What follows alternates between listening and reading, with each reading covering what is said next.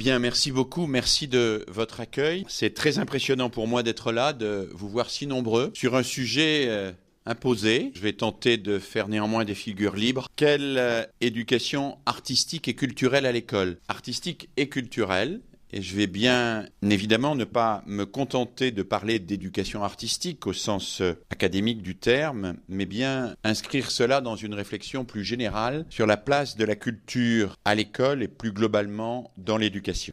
Alors en introduction, d'abord, je voudrais vous rappeler mon attachement au rôle de l'école dans la diffusion de l'art et de la culture. J'ai été élevé, si j'ose dire, avec les analyses de Pierre Bourdieu, et je me souviens avoir lu sous sa plume, c'était un de ses premiers livres sur la fréquentation des musées, cette phrase qui me semble toujours rester d'actualité, y compris dans son caractère provocateur. Il disait « Toute offre de biens culturels accroît les inégalités ».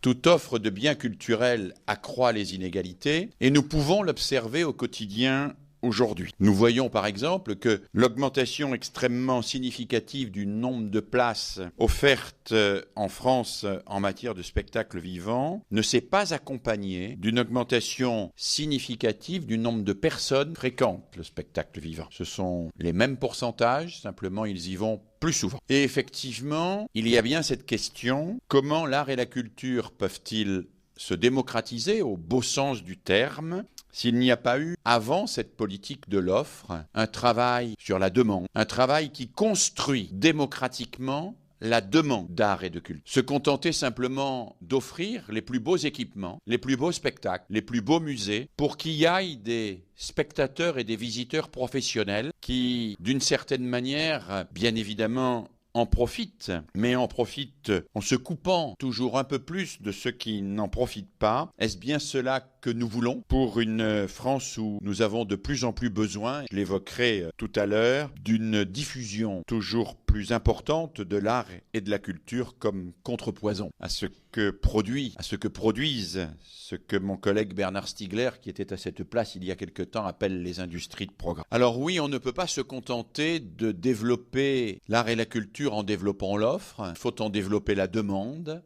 Et seule l'école peut être au cœur de ce travail. Elle est la seule à pouvoir être au cœur de ce travail parce que c'est la seule à accueillir tous les enfants et qu'elle a évidemment une responsabilité essentielle pour leur donner les moyens d'entendre, de comprendre ce que l'art et la culture peut leur apporter et donc pour devenir pas des consommateurs d'art et de culture ou des gens qui seraient exclus des circuits artistiques et culturels, mais des êtres qui sont eux-mêmes demandeurs d'art et de culture et qui vont profiter de l'offre pour pouvoir continuer à se cultiver tout au long de leur... Si je me suis permis de rappeler cela, c'est parce que, année après année, les statistiques montrent que l'école, vous le savez, ne remplit pas complètement son rôle malgré le travail entêté, obstiné, inventif de beaucoup d'enseignants en matière de réduction des inégalités sociales. En France, les inégalités sociales grandissent en matière scolaire et elles grandissent aussi en matière d'appropriation par l'école de tout ce qui est artistique et culturel. L'école n'est évidemment pas la seule responsable de cela et les enseignants, bien évidemment, non plus. Mais nous avons de toute évidence à nous interroger sur le rôle qu'elle pourrait jouer et la façon dont elle pourrait jouer mieux son rôle dans cette démocratisation à laquelle nous aspirons et qui est des facettes de la citoyenneté. Alors je voudrais organiser mes remarques en 3 volets. Un premier volet autour de la culture, et je parlerai bien de la culture, comme principe organisateur de l'institution scolaire. Et je montrerai que pour moi, par exemple, le terme de culture est beaucoup plus un principe organisateur de l'institution scolaire et de la transmission scolaire que d'autres termes qui sont parfois utilisés de manière excessive, ambiguë, voire hégémonique, comme le terme de compétence. Dans un deuxième temps, j'évoquerai l'enjeu qu'il y a derrière cela et j'essaierai de m'interroger brièvement, parce que je voudrais vous laisser ensuite la parole, sur les rapports qu'entretiennent l'accès à la culture et la construction d'un sujet. Et puis dans un troisième temps, je vous proposerai quelques pistes de réflexion sur la manière dont l'éducation artistique et culturelle peut s'inscrire dans l'école comme modeste contribution à tout le travail qui est engagé aujourd'hui et qui a été rappelé tout à l'heure par Jean-Claude.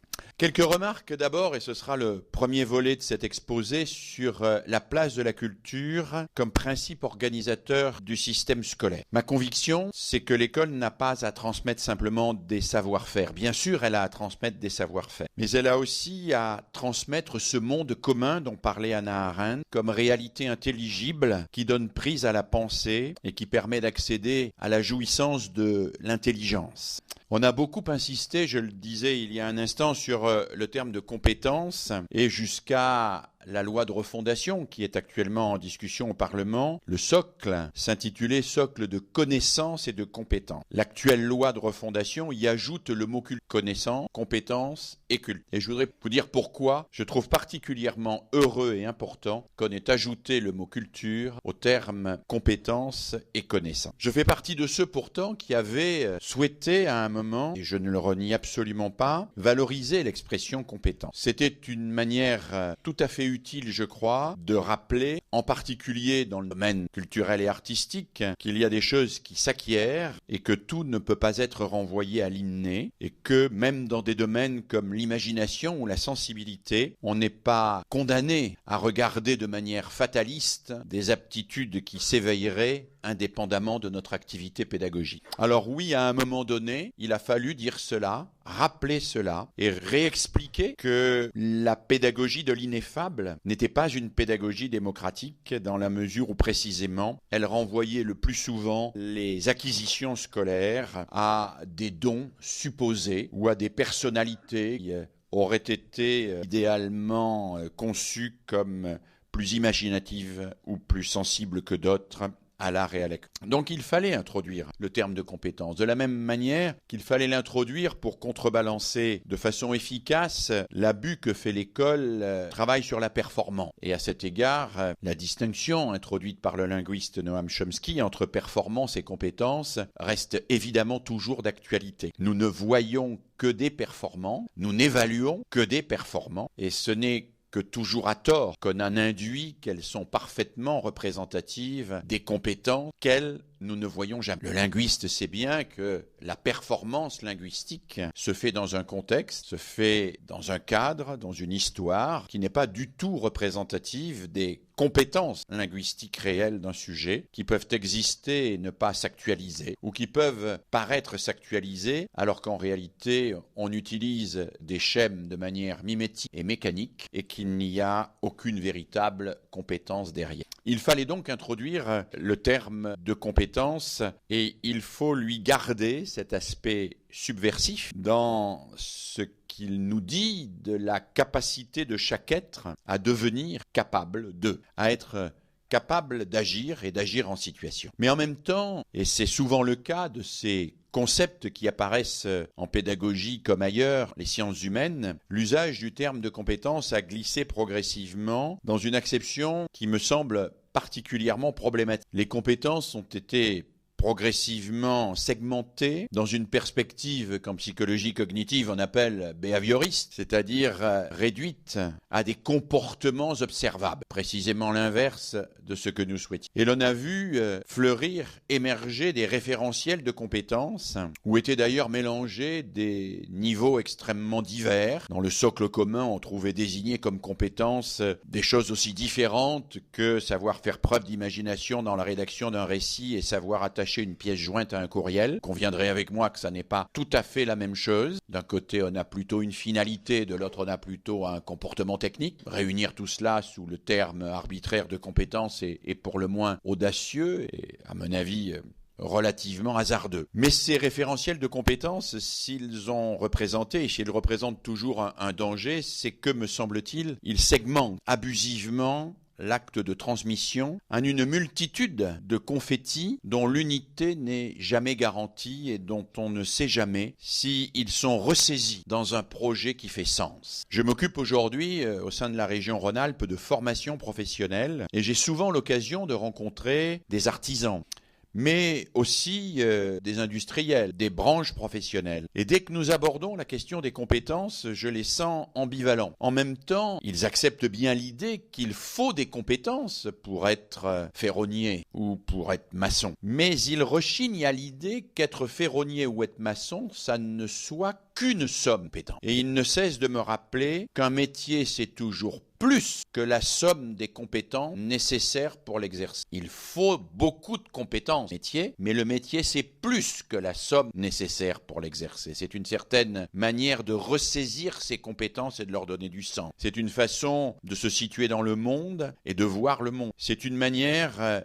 de gérer sa vie, un métier. Et être boulanger, c'est bien évidemment à la fois savoir régler la température de son four et mouler une baguette, mais c'est aussi entretenir un certain rapport à la cité, un certain rapport au temps, un certain rapport à un certain nombre d'objets très particuliers qu'il utilise. C'est occuper une certaine place symbolique et non pas exclusivement fonctionnelle dans l'univers des hommes. La réduction de toute activité humaine à de simples compétences techniques qui, à la manière d'un puzzle, finiraient, quand on les a toutes, par constituer la figure idéale du citoyen parfait, professionnel accompli, me semble non seulement illusoire, mais dangereux. Cela fait l'impasse sur la dimension proprement anthropologique de l'activité humaine, sur le fait qu'une activité humaine est portée par un projet, qu'elle s'inscrit dans une vision du monde, dans un rapport au monde, et que nous ne sommes pas, au sens de la maîtrise, des hommes-machines qui marchent plus ou moins bien et qui font marcher leurs différents organes plus ou moins bien en fonction de savoir-faire techniques qui sont commandés par la société et qui déterminent leur employabilité. Il y a, me semble-t-il, à résister aujourd'hui contre cette conception d'une école qui serait essentiellement chargée de transmettre des compétences pour que nos élèves passent sous les fourches codines des référentiels de l'employé. Nous avons à résister et à porter l'idée que ce qui donne sens aux compétences, c'est une culture, c'est un récit, c'est la capacité de se raconter une histoire, de se raconter l'histoire de ce que l'on fait, de ce que l'on apprend à faire et de ce que l'on sait faire. Le récit, dit Paul Ricoeur, crée à la fois de la cohérence, de la reliance et construit une parole dans un monde dans lequel nous ne sommes jamais tout seuls. Le récit crée de la cohérence parce qu'il transforme les faits en événements. Nous sommes, chacun d'entre nous, au quotidien, au milieu d'une multitude de faits, un chaos de faits envahissent notre univers psychique d'une manière totalement désordonnée. Nous ne pouvons survivre que parce que nous choisissons parmi ces faits un certain nombre d'entre eux et que nous racontons une histoire avec. Nous employons ces petits mots que certains élèves ont tant de mal à utiliser à bon escient, alors, tout à encore. Ces petits mots qui font que la réalité n'est plus un kaléidoscope incohérent, ça n'est plus un ensemble de faits qui se télescopent sans signification, ça devient des événements que nous relions entre eux et que nous relions entre eux pour nous constituer, à travers le récit que nous en faisons, sujets capables de leur donner du sens.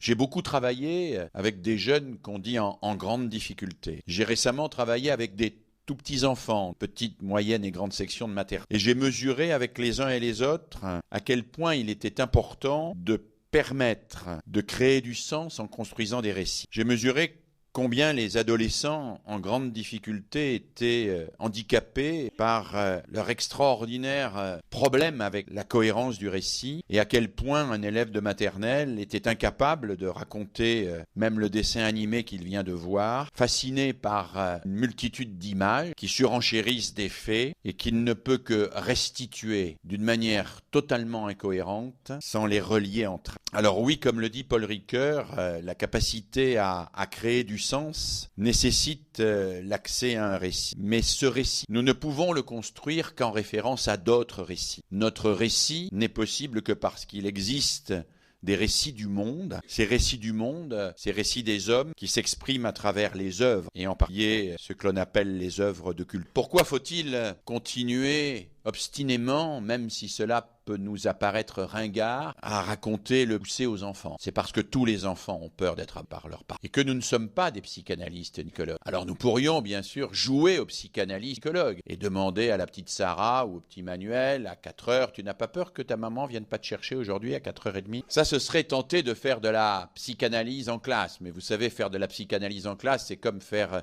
une opération à cœur ouvert dans un grenier poussiéreux. C'est prendre tous les risques avec guère de chances de réussir. Nous ne sommes pas équipés pour cela. Ça n'est pas notre métier. En revanche, nous pouvons faire quelque chose d'extraordinaire. C'est offrir à la petite Sarah ou au petit Manuel un récit, une histoire, un conte, où il va se sentir interpellé dans ce qu'il a de plus intime, sans être violé dans cette... où il va pouvoir mettre des mots, donner des formes à ce qu'il habite, en se reliant en même temps aux autres, à ceux qui ont existé avant lui et à ceux qui sont à côté. Alors oui, il faut continuer à raconter le Petit Poussé aux enfants parce que c'est grâce à cela que nos enfants entrent dans le symbolique.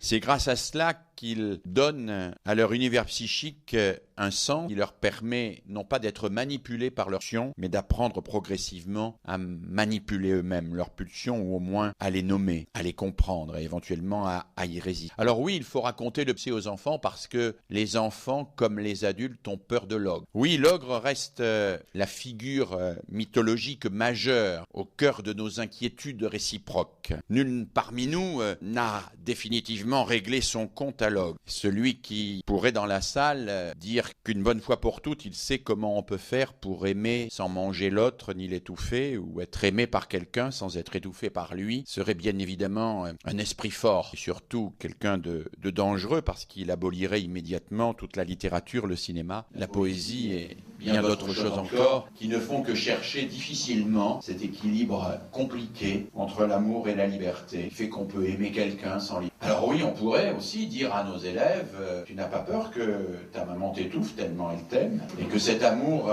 t'empêche de te développer, de te construire comme personne autonome. Bien sûr, on pourrait dire cela, ça n'est pas le choix de l'école. L'école est le lieu de la transmission d'une culture où l'enfant entend cette interrogation tout en étant respecté dans son identité et dans sa vie psychique. Il entend cette interrogation parce qu'elle est portée par une œuvre qui elle-même porte cette interrogation au fer rouge en quelque sorte, avec cette expression qui a atteint une forme de perfection et qui lui permet de se dire « je ne suis pas seul, je ne suis pas perdu, ce que je ressens, d'autres le ressentent et l'ont ressenti, je peux le nommer et même si je ne le nomme pas aussi précisément que je viens de le faire là, cela me permet de savoir un peu ce qui m'habite et à travers cela, de maîtriser un petit peu ce que je voudrais de... Alors à cet égard, je crois oui que la culture est essentielle et elle fait sens, elle permet au sujet de se construire. Je viens d'évoquer des champs culturels qui relèvent de l'anthropologie, du conte, de la littérature, mais je voudrais dire que pour moi aussi, et c'est quelque chose que j'ai appris d'un grand pédagogue, Brunner, la science elle-même ne peut être transmise comme émancipatrice véritablement que si elle est inscrite dans un récit, dans le récit des hommes, le récit des